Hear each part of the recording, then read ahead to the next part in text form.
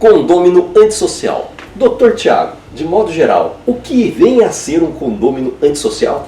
Primeiro ponto, meu amigo Horácio, é que isso é um tema bastante polêmico dentro dos condomínios. A gente sabe que cada dia mais, e ainda às vezes com tamanha intolerância, a gente tem dificuldade não só da caracterização, mas às vezes a gente acha que tudo é ser um condomínio antissocial. Eu costumo dizer o seguinte: se uma pessoa subir no mesmo elevador que eu e ela entrar com um celular de cabeça baixa, não falar bom dia, boa tarde, boa noite, ao meu ver, eu já poderia, ou qualquer pessoa média poderia imaginar que a pessoa é um antissocial.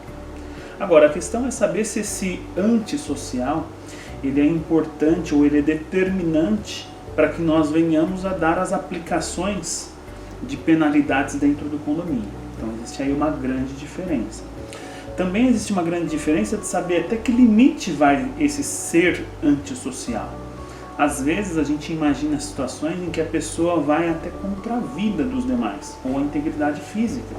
Temos casos, por exemplo, de condôminos antissociais, em que eles soltam rojão, fogos de artifício da janela em todos os jogos. Quarta e domingo a pessoa está lá soltando fogos de artifício, ou seja, indo aí contra a segurança dos demais condôminos. Temos casos assim emblemáticos que dizem que a pessoa desce fantasiado de Tarzan para a Assembleia. Temos casos em que a gente ouve falar que a pessoa desce nu para fazer academia ou na piscina. Então todos esses casos a gente pode imaginar aí uma linha de um condomínio antissocial. Então eu trabalhei aqui inicialmente alguns exemplos. Mas esse condomínio antissocial normalmente é aquele que ele pratica de forma reiterada diversas infrações, mas esses tipos de infrações eles acarretam uma impossibilidade de convivência. É exatamente esse o ponto. Quando essa infração acarretar uma incompatibilidade de convivência, aí eu vou caracterizar como antissocial para efeito do parágrafo único do artigo 1337 do Código Civil. O ponto determinante é nós inviabilizarmos uma convivência. Doutor, e quais são as penalidades aplicadas a esses condôminos? Existe procedimento específico para multá-los? Sim, na verdade existe um procedimento específico que também está lá no 1337, que ele diz o seguinte: então, aplicadas as advertências anteriores, as multas comuns do artigo 1336, quando esse infrator for de forma reiterada por um comportamento antissocial, será chamada a uma assembleia com pauta específica para discutir esse assunto. Lembrando que a pauta específica não é uma pauta única, ela pode ter diversas pautas, mas uma pauta específica para esse assunto. E a gente vai depender de um quórum que são de 3/4. Há uma crítica nesse quórum porque é um quórum muito elevado. A gente sabe o quanto é difícil, por exemplo, para a gente alterar a convenção de condomínio, que já são 2/3, ou seja, entre aspas, aí arredondando, 66 votos de 100 votos. Se nós falarmos aí de 3/4, a gente está falando de 75 votos de 100 votos. Então a gente já começa a perceber a dificuldade. Então por conta disso, aí é uma grande crítica acerca de dizer o seguinte: eu acho que o legislador no momento que fez a lei, ele não entendia a vida em condomínio. Ou seja, é muito difícil alcançar esse quórum.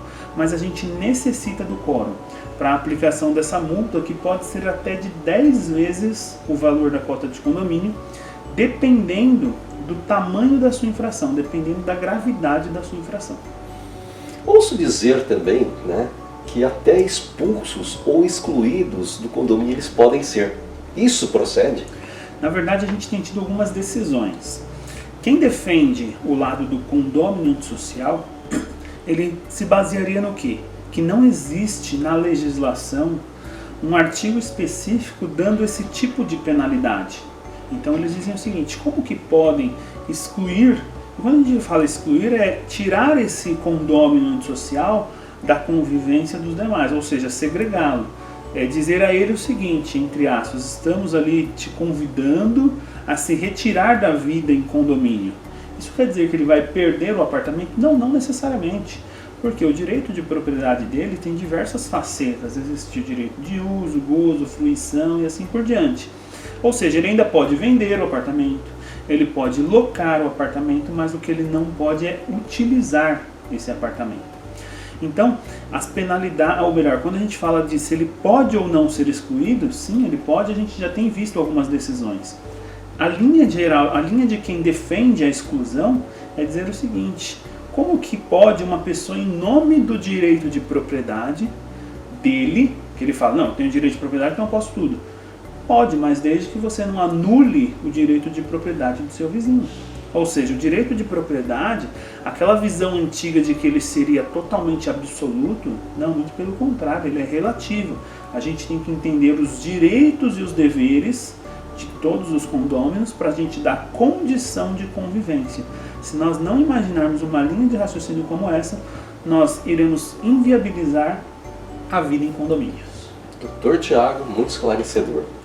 Muito obrigado e até a próxima. Eu que agradeço, meu amigo. Um grande abraço.